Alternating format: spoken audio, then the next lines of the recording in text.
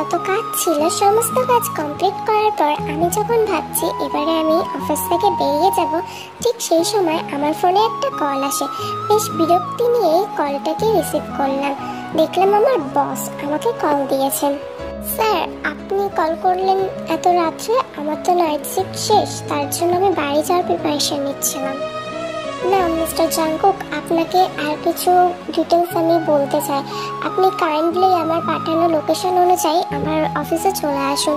ওখানে কিছু বিষয় নিয়ে আর আমাদের কোম্পানির কিছু ডেভেলপমেন্ট ফাইলস নিয়ে আপনার সাথে আলোচনা করব। তার জন্যই ভাবলাম, আপনি যেহেতু আমার অনেক বিশ্বস্ত একজন এমপ্লয়, তো আপনার সাথেই আমি এটা শেয়ার করতে চাই। প্লিজ আপনি যদি কাইন্ডলি আর একটু আমার জন্য সময়টা বাড়িয়ে দেন, আশা করছি আপনার অসুবিধা হবে না। বসের শেষের কথাটা শুনে যেন আর মাথা গরম হয়ে গেল। আমার কোনো অসুবিধা হবে না এই লাইনটা, তবুও কি করার, আমি যে ওনার এমপ্লয়, উনি যা বলবে আমাকে শুনতেই হবে, নাহলে যে আমার জবটা হারাবে।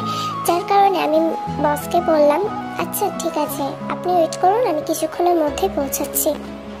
এরপর আমি ওয়াশরুমে চলে গেলাম, হালকা একটু ফ্রেশ হয়ে নিলাম। গাড়িতে এসে নিজের কোটটা খুলে রেখে ফ্রন্ট সিটে রেখে দিলাম। গাড়ি চলছে খুব দ্রুত, কারণ এখন রাত প্রায় 1টা বাজতে যায়। রাস্তায় শুধু বড় গাড়ি ছাড়া আর কিছু নেই বললেই চলে, পুরো ফাঁকা। কিছুক্ষণের মধ্যেই বসের অফিসের সামনে লোকেশন অনুযায়ী পৌঁছে গেলাম। আমি লিফটে উঠলাম। লিফটে ওঠার পর আমি 10th ফ্লোরের বাটনটা প্রেস করলাম আর নিজের পকেট থেকে ফোন বের করে দেখতে শুরু করলাম। ঠিক সেই সময় যখন লিফটটা বন্ধ হবে, কেউ যেন খুব তাড়াতাড়ি দৌড়ে এই লিফটের দিকেই আসছে। আমি তাড়াতাড়ি বাটন প্রেস করলাম, লিফটটা খুলে গেল। আর আমি যেটা দেখতে একদমই প্রস্তুত ছিলাম না, সেই রকমই একটা জিনিস।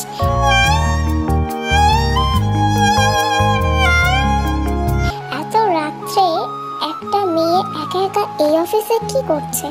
আদারওয়াইজ এখানে জাস্ট একটাই স্টাফ আছে, আর বস আর আমি, আদারওয়াইজ আর কেউ নেই। তাহলে এই মেয়েটা কে আর কি করছে? কিছু কিছু প্রশ্ন আমার মনে বাসা বাঁধলো, কিন্তু মেয়েটিকে সাহস করে কিছুই জিজ্ঞাসা করতে পারলাম না। আমরা দুজন দুজনের মতোই নিজেদের ফোনের দিকে মগ্ন। আর কিছুক্ষণের মধ্যে আমার 10th ফ্লোর এসে যাওয়া মাত্রই আমি নেমে আসলাম। পিছন ফিরে একবার দেখলাম মেয়েটা তখনও লিফটেই আছে। মেয়েটা অপরূপ সুন্দরী দেখতে, মাশাআল্লাহ অনেক সুন্দর। দেখলেই যেন চোখটা জড়িয়ে যায়। আমার চোখ যেন তার উপরেই আটকে ছিল। যতই ফোনের দিকে নজর থাক না কেন, আরে আরে সেই মেয়েটার দিকে আমার দৃষ্টিপাত হচ্ছিল, এটা আমি বুঝতেই পেরেছি। মেয়েটাকে নিয়ে কিছু ফিল করতে শুরু করলাম নিজের মধ্যে। কিছু আর না বলেই মুচকি হাসি দিয়ে সেখান থেকে চলে গেলাম। বসের রুমে গিয়ে নক করলাম। Excuse me sir, may I come in? Oh of course mister চিয়ন, আপনি আসুন, আপনার জন্যই তো এতক্ষণ ওয়েট করছিলাম। অফিসে ঢোকা মাত্রই বেশ অবাক লাগলো। স্যার তো শুধু আমার সাথেই মিটিংয়ে আসার কথা ছিল, অর্থাৎ আমার সাথেই মিটিংটা করার কথা ছিল, তাহলে এতগুলো চেয়ার সামনে রাখলেও পারত। আমি স্যারের সামনে চেয়ারে গিয়ে বসলাম আর বললাম, স্যার আপনি যদি কাইন্ডলি একটু তাড়াতাড়ি বলেন, আমাকে ফ্রেশ হতে হবে, আর এমনিতেও আমার মা টেনশন করবে, এতক্ষণ হয়ে গেছে আমি বাড়ি যাচ্ছি না। হ্যাঁ, তো আপনি ইনফর্ম করে দিন আপনার একটু লেট হবে। আসলে স্যার আমার ফোনের ব্যাটারি ডেড, সো এখন তো ইনফর্ম করতে পারবো না। আপনি প্লিজ মিটিংটা শুরু করে দিন। আচ্ছা, তাহলে আমি আমাদের প্রোডাকশনের ব্যাপারে তোমাকে কিছু ডিটেলস দিতে চাই। তুমি ফাইলসগুলো চেক করে নাও, তারপর আমি তোমাকে সব বুঝিয়ে বলছি। আমি ফাইলসগুলো নিয়ে চেক করতে যাব, ঠিক তখনই আমার নজর পড়লো একটা ফাইলসের ওপর হালকা লাল রঙের কিছু লেগে আছে। প্রথমে রং ভেবে আমি অত মাথা গলালাম না। যখন ফাইলসটা নিজের হাতে নিলাম, বাট এটা রং না, ব্লাড। ব্লাড কীভাবে আসলো এই ফাইলসে? আপনি যদি কিছু না মনে করেন, আমি আপনাকে একটা কথা জিজ্ঞাসা করতে পারি? হ্যাঁ নিশ্চয়ই, বলুন। কিছু প্রবলেম হলো আপনার? না, কিন্তু এই ফাইলসে রেড রঙের এই কালারটা কিসের? I think it's blood. আপনার কি কোথাও কেটে গেছে হাত বা কিছু স্যার? না না, আসলে এটা ব্লাড না। আমি আমি কিছু করছিলাম তো, তার কারণে হয়ে গেছে। আপনি আর ফাইলসটা দিন, আপনি অন্যগুলো চেক করুন, এটা আপনাকে চেক করতে হবে না। আমি নিজের অফিসের বসের আচরণে কিছুটা হলেও আন্দাজ করতে পারলাম ওনার কিছু একটা হয়েছে, আর সেটা উনি আমাকে বলতে চান না, সেটা এড়িয়ে যাচ্ছেন আমার থেকে। কিন্তু আমি অত মাথা গলালাম না, উনি যদি বলতে না চাই বলবে না, আমার কোনো যায় আসে না। কিন্তু ওনার হাতের দিকে বা সাইডে মানে যতটা সম্ভব আমি দেখতে পাচ্ছি কিছুই নেই। ব্লাড তো দূরের কথা, কোনো কাটমার্কও নেই। তাহলে ব্লাডটা কাটছিল, আর I am sure it's blood. তাও কিছু বললাম না। এরপরে আমি ফাইলসগুলো চেক করে নিলাম। বসের সাথে মিটিং কমপ্লিট করে আমি বেরিয়ে আসলাম। লিফটের আবারও উঠলাম। গ্রাউন্ড ফ্লোরের বাটনটা প্রেস করা মাত্রই আমি অনুভব করলাম আমার পাশে কেউ আছে। লিফটের দরজা বন্ধ হয়ে গেল। আমি ঘুরে তাকালাম, দেখলাম ওই মেয়েটা। তবে আমার একটু সন্দেহ হলো, এখনো সে লিফটে কি করছে। আমি তাও কোনো প্রশ্ন তাকে করলাম না, চুপচাপ নিজের ফোনটা নিয়ে ঘাঁটছি। হঠাৎ লিফটটায় কিছু একটা প্রবলেম হতে শুরু করলো। প্রথমে খুব কাঁপছিল, আমারও ভয় লেগে গেছে। তারপরে লিফটটা নিচে যাওয়ার বদলে ওপরের দিকে ছুটছে। বিল্ডিংটা কত ফ্লোর অবধি আমি বুঝলাম, কিন্তু উপরে যাওয়া সম্ভব না। আমি তো বারবার গ্রাউন্ড ফ্লোরের বাটনটাই প্রেস করেছি, এমনকি মেয়েটা আসার পরও গ্রাউন্ড ফ্লোরে দিয়েছে। তাহলে হঠাৎ লিফটটা ওপরের দিকে কিভাবে যাচ্ছে? কিছু প্রশ্ন মনে জাগলো। আমি মেয়েটার দিকে ব্যাকুল হয়ে তাকাতেই দেখলাম সে খুব ভয় পেয়েছে, যার কারণে তার ফেস আর চোখ মুখ অন্যরকম লাগছে। আমি তাকে জিজ্ঞাসা করলাম, আপনি ঠিক আছেন তো? আপনার কি কোনো অসুবিধা হচ্ছে?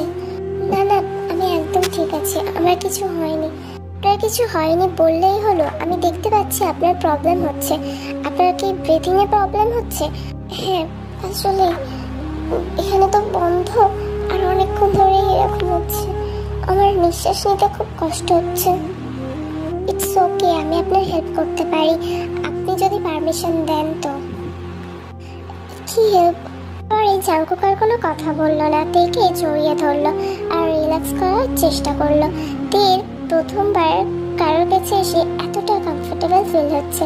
মন চাইছে জাঙ্কুককে সেই সারা জীবন এইভাবেই জড়িয়ে থাকুক, কিন্তু কিছু করার নেই, তাকে তো ছাড়তেই হবে।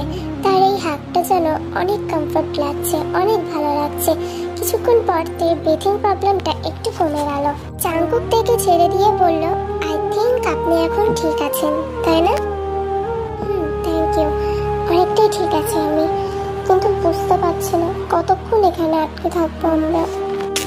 যতক্ষণ আমাদের ভাগ্যে থাকবে। বাট আমি এটা বুঝতে পারছি না লিফটে এরকম হঠাৎ প্রবলেম কেন দেখা দিল।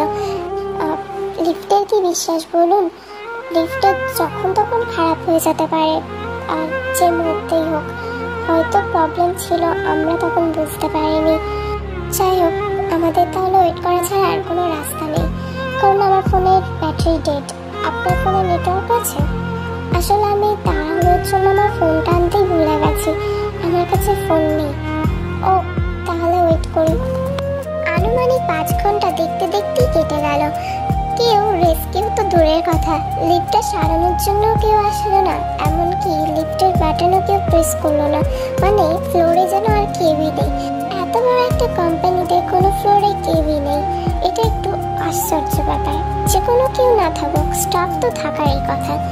যাই হোক, নিজের মুডটাকে ফ্রেশ করার জন্য আমি আবারও সেই মেয়েটির সাথে কথা বলতে থাকলাম। আপনার নাম কি? আমার নাম তে। আপনার? জাঙ্কুক। আপনি এই অফিসেই কাজ করেন? আসলেই না, আমি এই অফিসে কাজ করি না। তাহলে তাহলে আপনি লিফটে কি করছেন? আমি বুঝলাম না, মানে আপনি যদি এই অফিসের কেউ না হন তাহলে লিফটে? আমি এই বিষয় নিয়ে কিছু বলতে চাই না, প্লিজ আমাকে এই বিষয় নিয়ে কিছু জিজ্ঞাসা করবেন না। ইটস ওকে, আপনার পার্সোনাল প্রবলেম থাকতেই পারে, আপনি না চাইলে নাই বললেন। আমারও কিছুটা সময় কেটে গেল। তের একটু খিদে খিদে পাচ্ছে, তার যেন অস্বস্তিও হচ্ছে। জাঙ্কুক সেটা ভালোই নোটিস করলো। তারপর থেকে বলল, আপনার কি কোনো প্রবলেম হচ্ছে? না, আমি ঠিক আছি, আপনি বারবার ব্যস্ত হবেন না, আমি একদম ঠিক আছি। আমার মনে হচ্ছে আপনার খিদে পেয়েছে, তাই না? বাট আনফর্চুনেটলি আমার কাছে কিছুই নেই। তবে হ্যাঁ, আমার কাছে জলের বোতল আছে, আপনি চাইলে জল খেতে পারেন, এর থেকে বেশি আমার কাছে কিছুই নেই। থ্যাংক ইউ, আমার অনেকক্ষণ থেকেই চেষ্টা করছিলাম, আমি জাস্ট বলতে পারছিলাম না।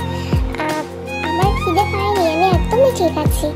আপনিও তো আমার মতো অনেকক্ষণ ধরে লিফটে আটকে আছেন, তাই না? তাহলে তো আপনারও খিদে পেয়েছেন। আমি জাস্ট একটু ক্লান্ত। এরপরে জাঙ্কুকের কাছে এসে বসলো। আপনি চাইলে আমার কাছে মাথা রেখে ঘুমিয়ে পড়তে পারেন। আপনি যেহেতু বললেন আপনি ক্লান্ত, তাহলে আপনার একটু রেস্ট নেওয়ার খুবই দরকার। আপনি ঘুমিয়ে পড়ুন, যদি কেউ আসে আমি তারপরে আপনাকে জাগিয়ে দেবো। আপাতত আমার মনে হয় না এখন কেউ আসবে। না আমি ঠিক আছি, আমি তো বললাম আমি ঠিক আছে। আপনি বারবার ব্যস্ত হচ্ছেন কেন? আমি পরে রেস্ট নিয়ে নেব। জাঙ্কুক হাসলো, তারপর বলল, আপনি এত লজ্জা পাচ্ছেন কেন? এটা নর্মাল ব্যাপার, আপনি ঘুমাতে পারেন। এরপর তেই জাঙ্কুকের কাঁধে মাথা রেখে ঘুমিয়ে পড়ল। জাঙ্কুকও আস্তে আস্তে কখন ঘুমিয়ে পড়েছে সে নিজেও জানে না। সে তের হাতটা শক্ত করে ধরে রেখে দিয়েছিল। সময় কেটে গেল নিজের গতিতে। কিছুক্ষণ পর জাঙ্কুকের চোখ খুলে গেল। সে দেখলো সে একাই লিফটে আছে। কিছু রেস্কিউ টিমের লোক তাকে রেস্কিউ করে নিয়েছে। সে একটু অবাক হলো, যদি সে এখানে থাকে তে কোথায়? সে সবাইকেই জিজ্ঞাসা করলো যে আরেকটি মেয়েও তার সাথে ছিল, তাকে দেখছে না। সবাই বলল সে একাই এখানে ছিল, আর কোনো মেয়ে তার সাথে ছিল না। জাঙ্কুক আর কিছু বললো না, সে বাইরে চলে আসলো। একটা স্টাফ তার দিকে এক দৃষ্টিতে তাকিয়ে রয়েছে। সেই স্টাফটার কাছে গিয়েই বলল, আপনি আমার দিকে এভাবে তাকিয়ে আছেন কেন? আপনি কি কিছু জিজ্ঞাসা করতে চান আমাকে? তুমি কাকে খুঁজছো? মানে তোমার সাথে যে মেয়েটি ছিল তার নাম তুমি জানো? হ্যাঁ, ওর নাম তে। তেকে খুঁজছি আমি, মিস তে। আপনি চেনেন তেকে? চিনব বই কি, খুব ভালোভাবেই চিনি। আপনাদের বড় সাহেব, মানে আমাদের চিনি বড় সাহেব, ওনার ওয়াইফ ছিলেন তে। তের সাথে ওনার 5 বছর আগেই বিয়ে হয়ে গেছিল, কিন্তু দুজনের সংসার নিয়ে খুশি ছিল না। সবাই বলতো খুব ঝামেলা হতো তাদের মধ্যে। একদিন হঠাৎ তে তার অফিসে চলে আসে। তার হাতে ছিল ডিভোর্সের কিছু পেপার, ডকুমেন্টস। সেগুলো নিয়ে সাহেবের রুমে চলে গেলেন। তাদের ঝামেলা কমবো বই কি, আরও বাড়তে এমন একটা পর্যায়ে চলে আসলো, তে রাগের মাথায় সাহেবের গায়ে একটা সজোরে চর বসিয়ে দিল, যার কারণে সাহেব খুব রেগে গেলেন। তে পেপারগুলো ওখানে রেখেই অফিস থেকে বেরিয়ে গেল। তারপর থেকে তেকে আর খুঁজে পাওয়া যায়নি, আর কেউ জানেও না সে কোথায়। কিছুদিন পুলিশ তদন্ত করেছিল, কিন্তু কোনো লাভ হয়নি। এরপরে হঠাৎ এই উদাও হয়ে যাওয়াটা কেউ মেনে নিতে পারেনি, তার ফ্যামিলির লোকজনও মেনে নিতে পারেনি।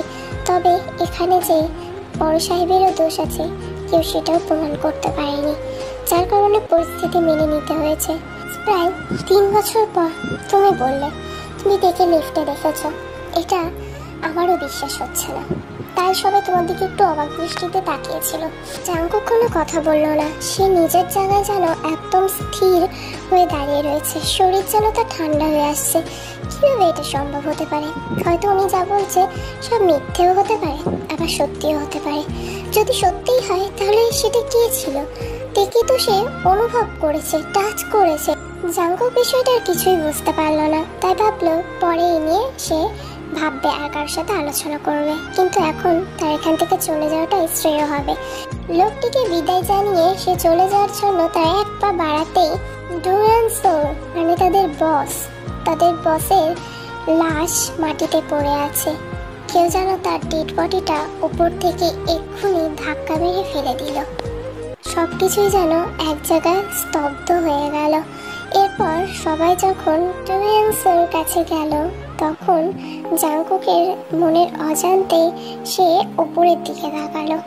জাঙ্কুকের চোখ বড় হয়ে গেল, আর সে বুঝতে পারছে না কি করবে এখন সে।